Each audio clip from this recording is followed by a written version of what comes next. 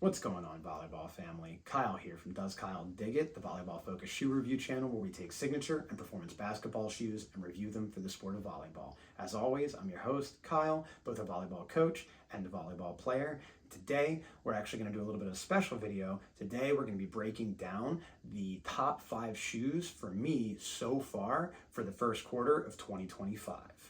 So if you're excited about that new type of content coming down the pipe, make sure you get subscribed so you can get all that stuff right as it comes out. That being said, let's go ahead and get into my list for the top 5 shoes of the first quarter of 2025.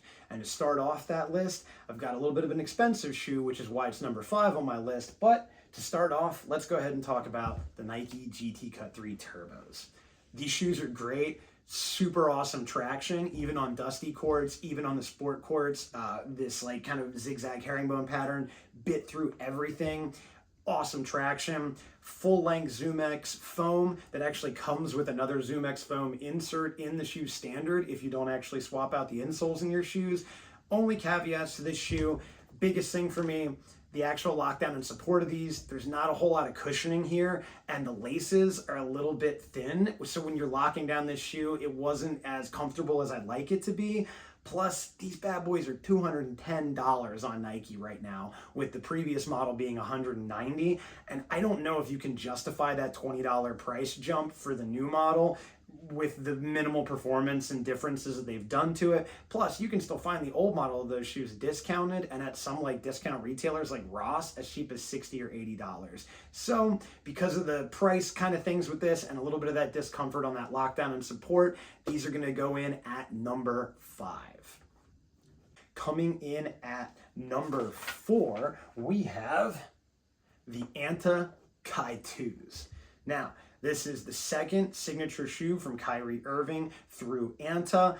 And I'll tell you what, these things are awesome. They definitely have that Kyrie signature flair to them with the nice rounded sides and everything, which started back with the original Kyrie 2 when he was still signed with Nike. There's a bunch of different colorways out for these that all look cool. Some of the colorways actually have different material on the uppers, but I don't think it's going to really make a huge performance difference because, I'll tell you what, these things have awesome traction. The solid rubber outsole model that I got took a little bit of a break-in period, but once it broke in, it was awesome on any kind of surface, dusty, otherwise, and it had a nice high-pitched squeak. Then you've got, this real good foam setup in this shoe. It's actually called EV and N2 foam. So it's actually EV foam counter, which is caging what is their N2 foam, or like a nitrogen-based foam. And it is very soft, very cushiony. A lot of fun in this shoe. Lockdown and support was also really great. You've got kind of almost like a plastic material that helps to kind of like strengthen up where the lacing happens. It's not super plush or anything here inside the ankle or in the tongue area, but it is enough so that when you lace the shoe down and you get it locked in, you feel comforted, you feel supported. Biggest thing with these is that they still have really good court feel despite having all of that really nice cushioning setup, and they are very comfortable and have really nice step-in comfort. The only thing is that because these are a little bit harder to get, they are from a company that's not retailing in the US very much, and some of the shoes that I have higher on this list surprisingly even perform better than this shoe, even though it is so good. So coming in at number 4 is going to be the Anta Kai 2. So that'll go ahead and wrap up number 4, the Anta Kai 2. Really fun shoe, great traction, awesome cushioning and support, great step-in comfort. It just could use a little bit more cushioning potentially to make it like my favorite shoe. But we're going to go ahead and get into some shoes that I even like even more than that shoe, despite how amazing the Kai 2 is. So coming in at number 3, let's go ahead and talk about the Li-Ning JB3. Now, this is the 3rd signature shoe through Li-Ning for Jimmy Butler. And I'll tell you what, these shoes are insane on traction, like almost scary good. And it's wild too because the grooves on these do not run deep, but it's kind of like a mismatch of the Jimmy Butler logo that goes across the entire shoe, which is the GCU unit from Li-Ning. And I'll tell you what, these things just stop. If you're playing on a clean court, they might stop almost too good. On a dusty court, they're just gonna stop really good. And they've got a crazy high-pitched squeak.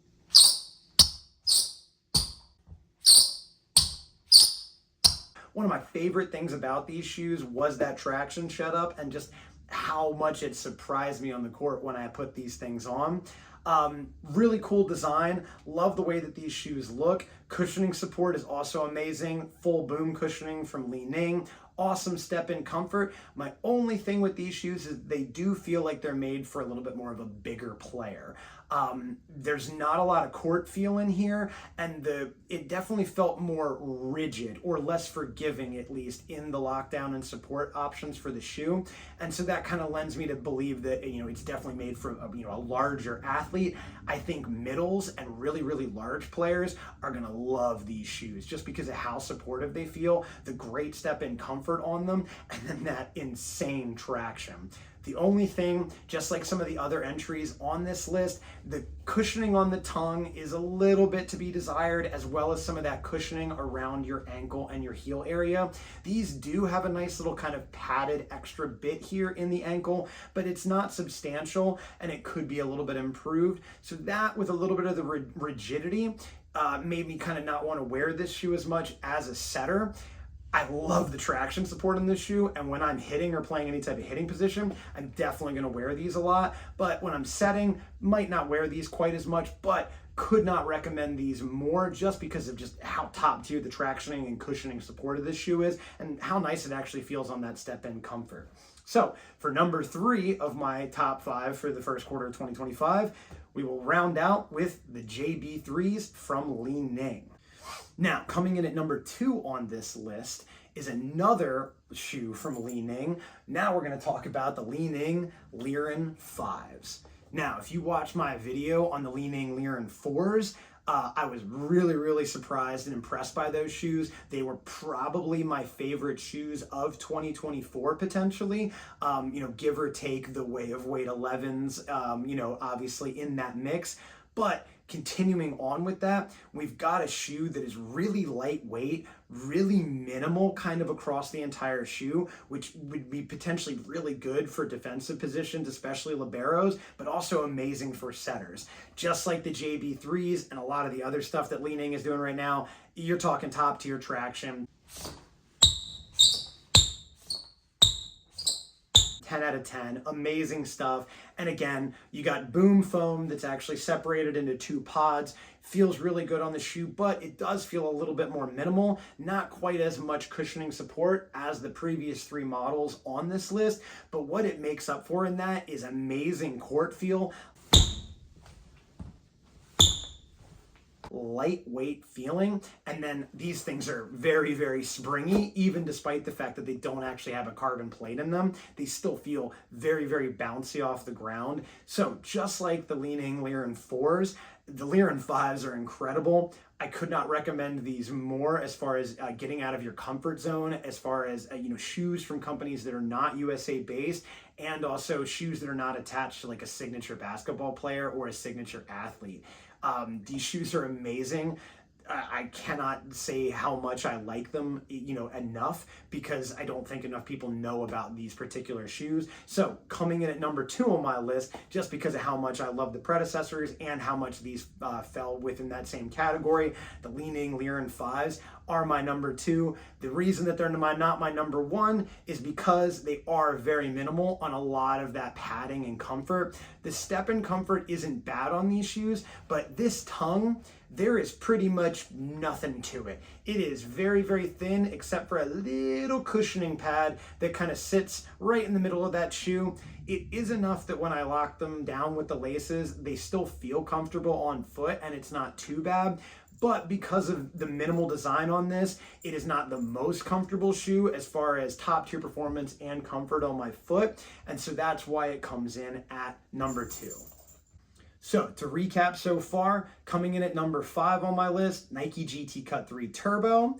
Then at number 4, we've got the Anta Kai 2s. A lot of fun, really like those shoes, cool design.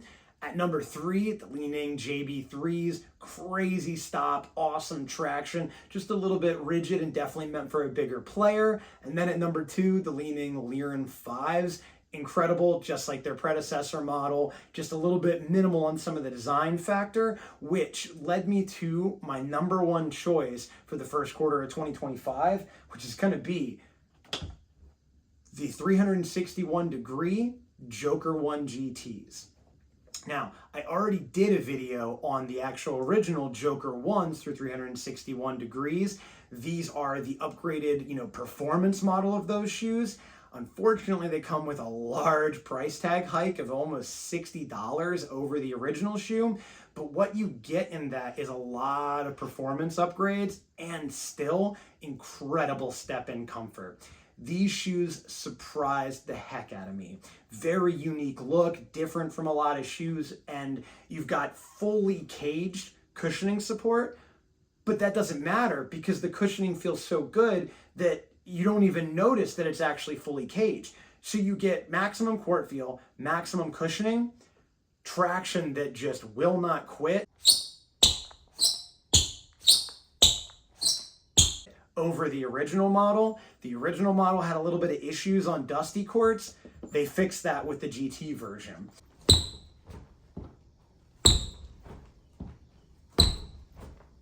As you come up the shoe, you get a really, really cool design based on the Chelsea boot that apparently Nikola Jokic is a fan of. And then in the inside here, you get this nice plush foam tongue here with good plush sidewall and heel cushioning, a little bit more substantial than some of the other models on this list. So that combined with the added carbon fiber plate over the regular TPU plate on the original models, these things are bouncy. So you get maximum step-in comfort, maximum traction. Okay, maybe not quite as good as the JB3s, but it's pretty close to that, and it's about everything that I would want from traction for a volleyball shoe. And then that step-in comfort cannot be underestimated. Putting on these shoes, even for the first time without a break-in, they just feel comfortable on foot. They make you want to go forward and jump high, but unlike the GT Cut 3 Turbo, you don't have any diminished court feel from that. It's just an incredible shoe overall. This particular colorway has kind of like a patented leather on it, which I've definitely put a few scuffs on here and there already from playing in these shoes so much because I've enjoyed them so much. But there are other colorways that have different materials in different places on the shoe. So make sure you're paying attention to that if you're actually looking at these shoes, because not all of them do have the same materials. But from what I understand, all the shoes pretty much perform the exact same way. You have really good comfort and step-in comfort, great traction and cushioning, and really good lockdown and support, even though they did drop these down to a low top from the original version. However, there are some PE colorways of the GTs that you can get in a mid-top version. So for all of you who do like the mid-top shoes over the low top, these aren't completely lost on you. At $190 or somewhere in that ballpark, it's an expensive shoe, but it's a really, really awesome performing shoe. I'm a big fan of these, and that's why they came in at #1 on my list. So that will wrap it up for my top 5 of the first quarter of 2025. Let me know what you think down in the comments about some of these shoes. Have you picked up any of these? What do you think about them?